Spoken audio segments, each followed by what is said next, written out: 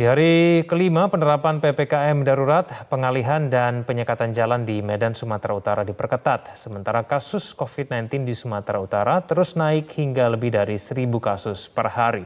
Selengkapnya kita bergabung dengan Dana Pangaribuan langsung dari Medan, Sumatera Utara. Dana, bagaimana situasi di titik penyekatan di hari kelima PPKM darurat? Egan dan juga pemirsa, saat ini atau sore hari ini kami memantau di posko penyekatan dan pemeriksaan kesehatan antara perbatasan Kota Medan dengan Deli Serdang dan juga Kabupaten Karo. Tepatnya di posko perbatasan Simpang Medan Tuntungan, Jalan Jamin Ginting, Kota Medan. Di posko ini ada lebih dari 30 orang petugas gabungan baik dari TNI Polri, Pemkot Medan dan juga Dinas Kesehatan yang berjaga. Dan mereka melakukan pemeriksaan terhadap masyarakat yang melintas, terutama mereka yang berkendara menggunakan kendaraan pribadi dan angkutan umum. Di posko ini fokus petugas adalah untuk memeriksa terkait dengan protokol kesehatan, terutama penggunaan masker, kemudian memeriksa syarat-syarat perjalanan selama PPKM darurat diterapkan di Kota Medan, diantaranya adalah harus menunjukkan surat vaksinasi dan juga surat rapid antigen non-reaktif COVID-19. Jika nantinya ada penumpang yang tidak dapat menunjukkan surat rapid antigen, maka mereka akan langsung diperiksa di posko dengan dibantu oleh petugas kesehatan.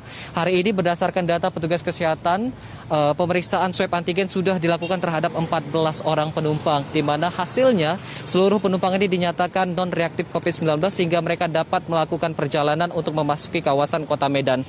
Dan Kevin, selain itu informasi yang kami dapatkan dari Kabid Humas Polda Sumatera Utara, Kombes Pol Hadi Wahyudi yang kami hubungi melalui sambungan telepon menyatakan bahwa untuk mengoptimalkan penerapan pembatasan mobilitas masyarakat selama PPKM darurat, pihaknya memilih skema penyekatan dan juga pengalihan arus lalu lintas.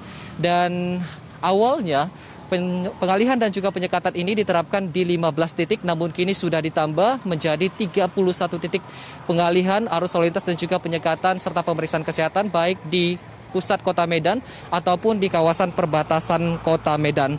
Dan Kabid Humas menyampaikan bahwa dari penyekatan dan juga pengalihan arus lalu lintas ini dinilai efektif dikarenakan dapat mengurangi mobilitas masyarakat. Ini bisa dilihat dari data tanggal 15 Juli 2021, trafik kendaraan ini turun sebanyak 6.000, yang awalnya 26.000 kendaraan kini turun jadi 20.000 kendaraan.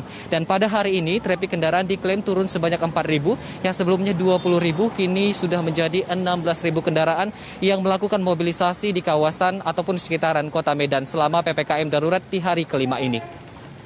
Egan. Ya baik, Dana, apa langkah yang diambil Pemprov Sumut untuk mengantisipasi naiknya lagi kasus COVID-19? Egan, terkait dengan antisipasi dan juga evaluasi COVID-19 di Sumatera Utara, pemerintah Provinsi Sumatera Utara tadi sudah melakukan rapat evaluasi tertutup dengan 12 kabupaten kota di Sumatera Utara yang masuk dalam level asesmen 3 COVID-19.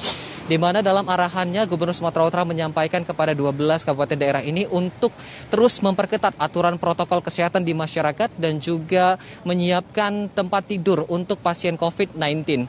Dan tadi Gubernur Sumatera Utara menyebutkan bahwa saat ini situasi bor tempat tidur di rumah sakit di Sumatera Utara sudah lebih dari 50%. Selain itu, kasus COVID-19 di Sumatera Utara juga terus mengalami peningkatan yang signifikan. Dalam 3 hari terakhir saja kasus COVID-19 di Sumatera Utara ini naik sebanyak lebih dari 1.000 kasus per harinya. Tanggal 15 Juli, data yang kami dapatkan, kasus COVID-19 di Sumatera Utara naik sebanyak 1.127 kasus. Kini kasus kumulatif di Provinsi Sumatera Utara sebanyak 41.780 kasus, di mana 5.718 diantaranya merupakan kasus aktif atau masih menjalani perawatan. Dan saat ini, Kota Medan masih menjadi epicentrum penyebaran COVID-19 di Provinsi Sumatera Utara. Dan terkait dengan antisipasi maupun evaluasi yang dilakukan dalam penanganan pandemi COVID-19 di Sumatera Utara, berikut kita simak pernyataan selengkapnya dari Gubernur Sumatera Utara, Edi Rahmayadi. Penyekatan secara ketat dan pendisiplinan rakyat menggunakan 3M itu terus menjaga bor rumah sakit setempat harus segera difungsikan, diinstruksikan dan ditambah tempat tidurnya. Apabila terjadi sesuatu yang tidak kita harapkan, sehingga rakyat ini tak numpuk di Medan, daerah masing-masing bisa mengendalikan rakyatnya. Egan, tingginya angka kasus COVID-19 di Sumatera Utara tidak hanya dipengaruhi oleh rendahnya kesadaran masyarakat akan penerapan protokol kesehatan sehingga mereka rentan terpapar COVID-19, namun juga optimalisasi penerapan 3T, testing, treatment, dan tracing yang dilakukan oleh pemerintah Provinsi Sumatera Utara yang kini dalam satu hari sudah dilakukan sebanyak 4.600 testing. Selain itu, pemerintah Sumatera Utara juga sudah menyiapkan 6 titik dengan kapasitas 1.600 tempat tidur untuk mengantisipasi jika terjadinya lonjakan pasien COVID-19 di Sumatera Utara. Demikian Egan yang bisa kami sampaikan, kembali ke Anda di studio. Baik, terima kasih atas informasinya. Dana Pangaribuan langsung dari Medan, Sumatera Utara.